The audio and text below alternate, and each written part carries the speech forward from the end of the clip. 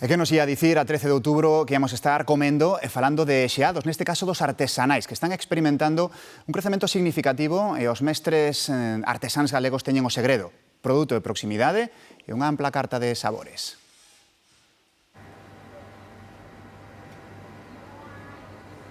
Sí, nesta xeadería levan dende 1962 elaborando os seus famosos xeados artesáns. Hai tempo que este produto deixou de relacionarse exclusivamente co verán e agora podemos degustalo todo o ano, tanto os sabores máis tradicionais como as últimas innovacións. Hai sabores máis especiais como o cheesecake de lotus ou o chocolate Dubai de pistacho, pero, segundo un estudo internacional, os xeados máis consumidos en todo o mundo son os de vainilla, turrón e mango.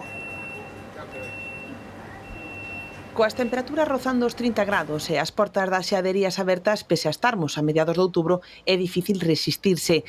Pero por que escoller un xeado artesán? Teñen un sabor especial, eu penso, vamos. Parecenme máis naturales que os que temos de fábrica. A textura é diferente, está moito máis bon. Dun tempo a esta parte fixámonos máis no que comemos e isto trasladouse tamén ao mundo do xeado.